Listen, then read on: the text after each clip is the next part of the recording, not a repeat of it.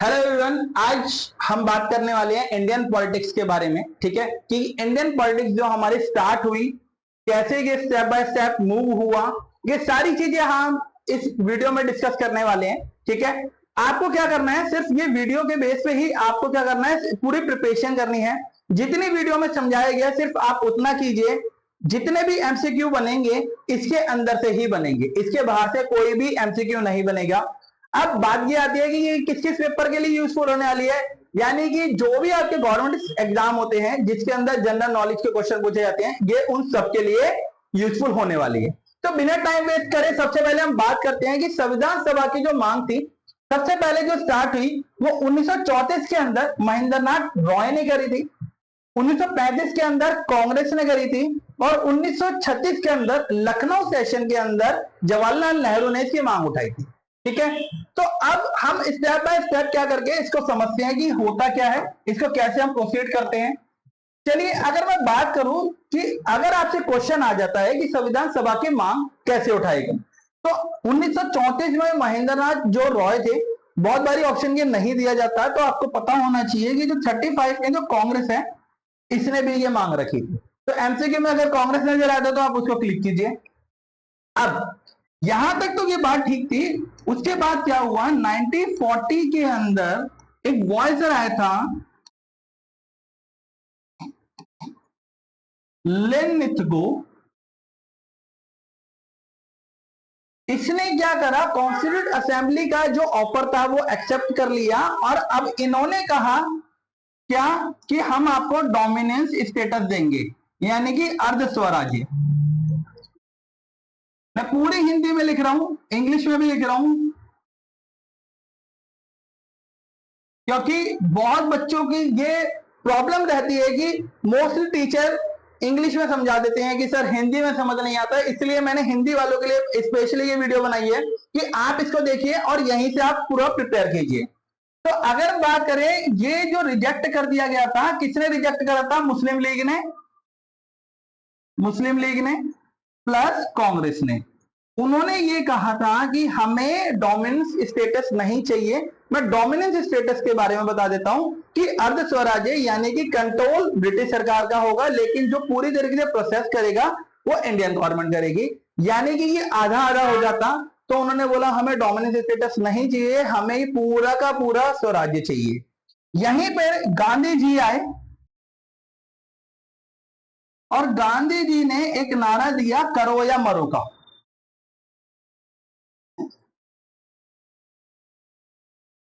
1942 के अंदर ही क्रिप्स जो थे वायसराय वो आए, उसको क्रिप्स मिशन भी दिया गया।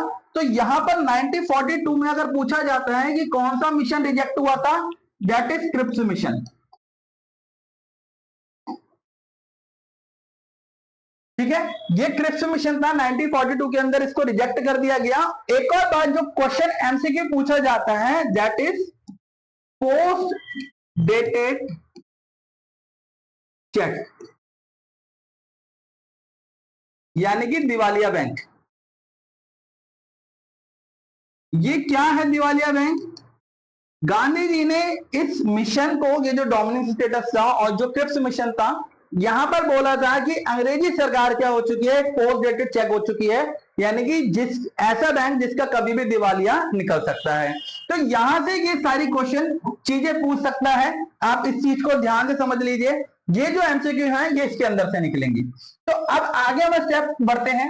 अगर हम इसके कैबिनेट के बारे में बात करें, तो कैबिनेट के अंदर हमारे जो जनरली जो थे, स्टेफोर्ड क्रिप्स, जो मैंने आपको बताया, ये जो क्रिप्स मिशन है ये वही है, Stafford Cripps, Lord Pethick Lawrence and AB Alexander. जो लॉर्ड पैट्रिक लॉरेंस थे ये चेयरमैन थे कुछ, ठीक है, कैबिनेट के। तो अगर हम बात करें कि ये जो इनका जो प्रोसीजर था, ये तीनों ने मिलकर क्या करा, कैबिनेट बनाई थी। ठीक है, तो इन्होंने तीनों ने मिलकर क्या करी थी, एक कैबिनेट बनाई थी। ठीक है, उसके बाद क्या हुआ, कैसे कैसे प्रोसीड रहा, उसके बारे में हम बात करते हैं। ये कैबिनेट से बहुत सारी क्वेश्चन पूछा जाता है। अगर यहां पर हम बात करें तो क्वेश्चन यहां से भी निकलते हैं कि ये जो मिशन योजना थी ये थी क्या, तो जो मिशन योजना थी, ये इसकी बैठक हुई 9 दिसंबर 1946 के अंदर, जिसके अंदर जो प्रेसिडेंट थे हमारे डॉक्टर सच्चिदानंद सिन्हा थे। अच्छा, यहां पर जो कॉन्स्टिट्यूट असेंबली बनी यानी कि संविधान सभा की जो बैठक हुई, इसमें ये अध्यक्ष थे, लेकिन ये पूरी तरीके से टेम्पररी थे, यानी कि परमानेंट नहीं थे, जिसको हम बात करें अस्थायी थे। इनको बनाया क्यों गया था? क्योंकि ये सबसे बुजुर्ग थे उस बैठक के अंदर, ठीक है। सेकंड जो बैठक हुई वो हुई बैठक हमारी, दूसरी बैठक जो हुई 11 दिसंबर 1946 के अंदर, ठीक है। अब यहां पर जो बैठक हुई ये किसके अंडर में हुई? डॉक्टर राजेंद्र प्रसाद के अंदर, और इनको क्या किया गया? प्रेसिडेंट बनाया गया, और यहां पर ये परमानेंट प्रेसिडेंट बने, ठीक है।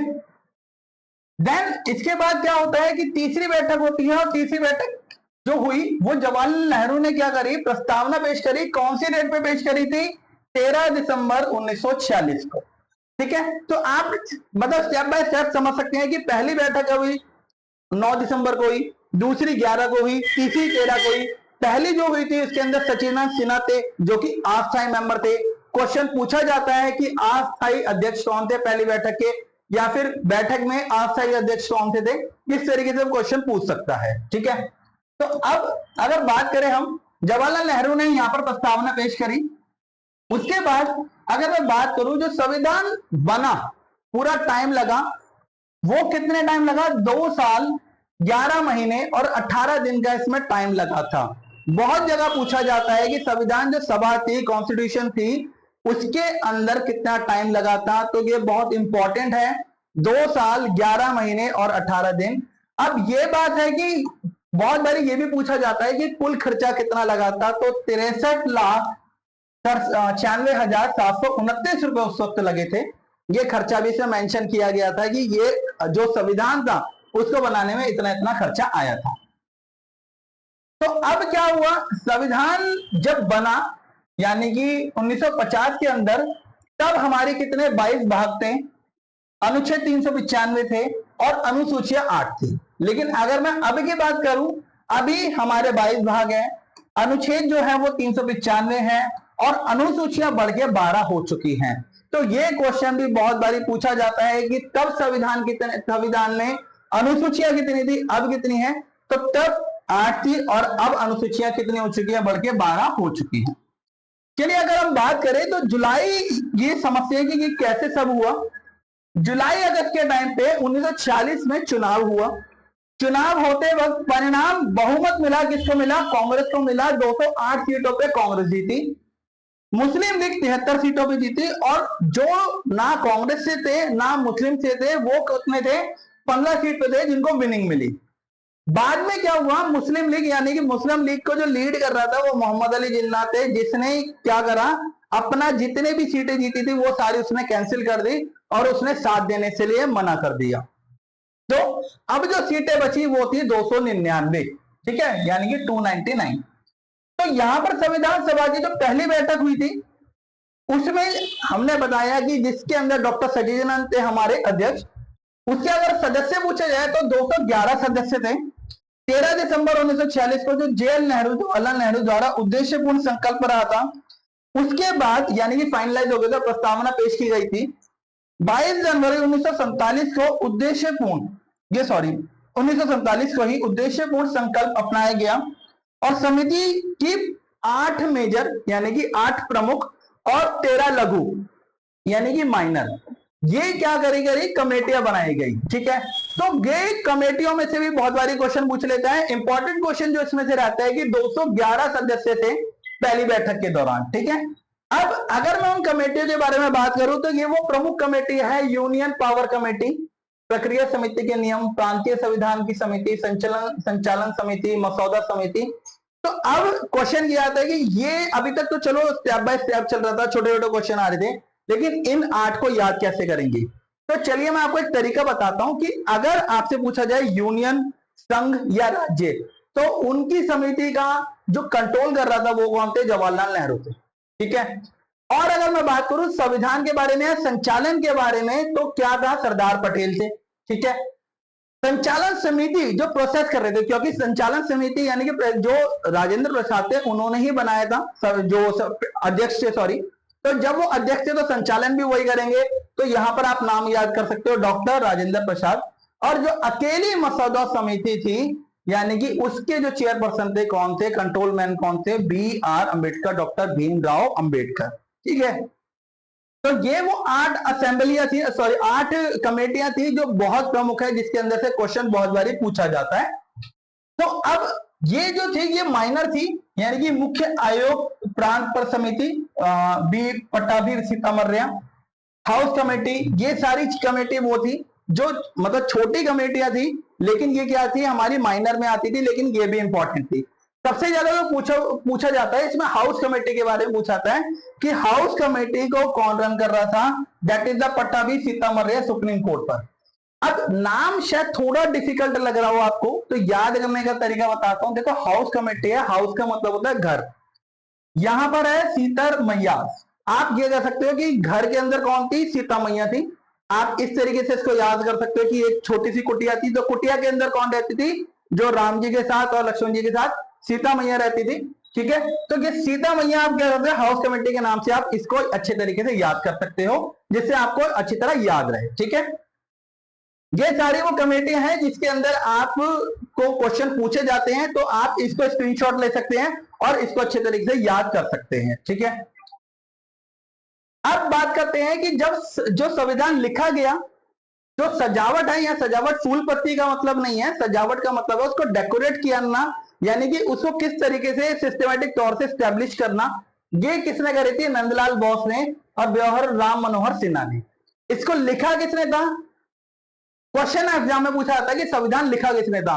एग्जाम उसमें एमसीक्यू में जरूर डॉक्टर बी आर अम्बेडकर का नाम डाला जाता है और बच्चे टिक करके आ जाते हैं बड़ी आसानी से। देखो लिखा क्या था, प्रेम बिहार नारायण रायजादा ने इंग्लिश के अंदर और वसंत कुमार वैद्य ने हिंदी के अंदर। ठीक है, तो ये जो हिंदी थी इसमें किसने लिखा था, वसंत कुमार वैद्य ने। ये नाम याद होने चाहिए कि हिंदी के अंदर किसने लिखा था और इंग्लिश के अंदर किसने लिखा था। ठीक है, अगर इससे बात की जाए कि इंपॉर्टेंट डेट्स कौन कौन सी होने वाली है, तो 22 जुलाई 1947 को राष्ट्रीय ध्वज अपनाया गया था। ठीक है, जिसके अंदर हमारे अशोक चक्र होता है। ठीक है, जो हमारा तिरंगा है। मई 1949 को कॉमनवेल्थ गेम की हमें सदस्यता मिली थी। अब राष्ट्रगान कब अपनाया गया था हमारा, ये हमारा राष्ट्रगान जो अपनाया गया था रविंद्र जो जनगण मन हमारा था, ये हमारा 1949 को अपनाया गया था 22 जुलाई को। राष्ट्रीय जो गीत था वंदे मातरम, जिसको बंकिम चंद्र चटर्जी ने लिखा था। 284 लोग थे संविधान पर जिन्होंने हस्ताक्षर किए थे, और डॉक्टर राजेंद्र प्रसाद प्रथम राष्ट्रपति निर्वाचित हुए थे। लेकिन इसके बाद इसको क्या कर दिया गया था, इस असेंबली को भंग कर दिया गया था। और भंग करने के बाद जो पहले हमारे इलेक्शन हुए थे, फ्रीडम इलेक्शन, वो 1951-52 के अंदर हुए थे। ठीक है, तो पहला जो एक इलेक्शन हुआ वो कब हुआ, 1951 के अंदर, 52 के अंदर। और यहाँ पर इस जो पंचवर्षीय योजनाएं थी यहाँ पर स्टार्ट हुई थी पंचवर्षीय योजना।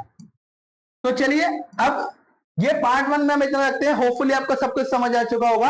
अगर आपको अच्छा लगा हो तो लाइक कर दो, चैनल को सब्सक्राइब करके रखो कि आने वाले आपके जो इंपॉर्टेंट पॉलिटिकल के और जो साइंस के सेशन है वो भी आपको इस चैनल पे। तो आपको क्या करना है, टेलीग्राम चैनल हमारा है उसको आप फॉलो कर लीजिए। इस पे आपको डेली बेसिस पे एमसीक्यू, करंट अफेयर की सारी चीजें मिलती रहती है जो फ्री ऑफ कॉस्ट मिलती है।